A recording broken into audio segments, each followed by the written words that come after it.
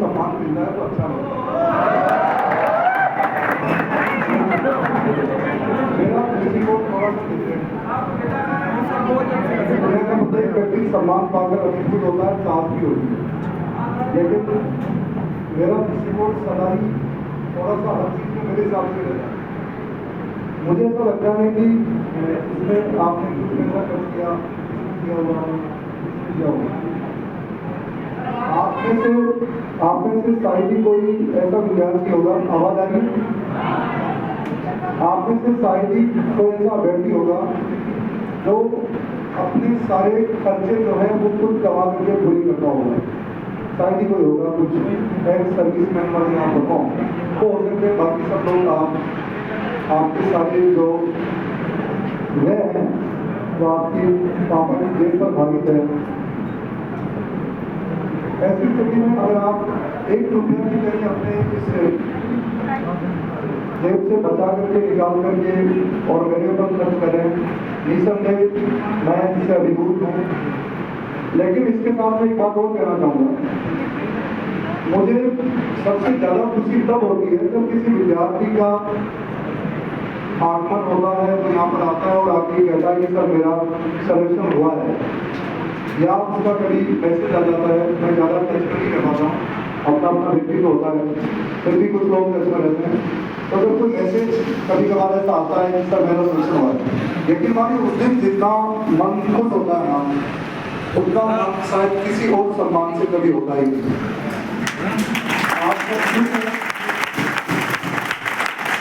आप सब खुश हैं और जीवन में खुश नहीं तो जिए हमें, हम दिन ब दिन खुशियाँ तो ढूंढते हैं। और मुझे ऐसा लगता है कि ये जो दौर चल रहा है ये पूरी तरह से आर्थिक दौर है, और इस आर्थिक दौर में ये जरूरी है कि हमारे पास अपने जीवन को जीने के लिए कोई न कोई जीविका हो। और क्योंकि आप सब एक सरकारी जीविका प्राप्त करने के लिए अपने घर बार छोड़ करके लगभग 8-10 महीने 12 महीने के सफर के लिए यहाँ तक आते हैं, मुझे लगता है कि आपको ये पूरा अपनी शिद्दत के साथ अपना 100% उस चीज में खर्च करना चाहिए। अगर हम उसमें खर्च नहीं कर रहे हैं तो मुझे लगता है कि हम फिर पूरी ईमानदारी के साथ काम नहीं कर रहे हैं, और मैं इस चीज को कभी अच्छा भी नहीं मानता हूँ। मेरी आप सबसे गुजारिश रहेगी, परिवार का एक बड़ा सदस्य होने के नाते या एक शिक्षक आप मानते हैं, या मुझे लगता है एक दोस्त के नाते अगर आप मानते हैं तो ज़्यादा अच्छा रहेगा। आपके पास बचा हुआ समय जितना भी है, मेरा वास्तविक सम्मान ये होगा कि आप मेरी इस बात को आत्मसात करें कि आप अपने बचे हुए समय को 100% ईमानदारी के साथ यूटिलाइज करेंगे, और परिणाम चाहे जो हो, लेकिन आप अपना 100% देने का प्रयास बचे हुए समय में करेंगे। निसंदेह अगर आप ऐसा कर पाते हैं तो मैं इसको मेरा वास्तविक सम्मान मानूंगा, ज़्यादा होगा। काफ़ी 6-7 महीने से बहुत ही ज़्यादा आपके सामने, तो मेरी बातें आपसे बहुत सुनी है, और आप सबके उज्जवल भविष्य की कामना।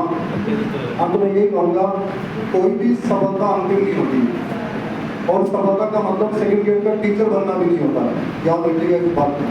शायद मेरी भावनाएं आप समझ गए होंगे।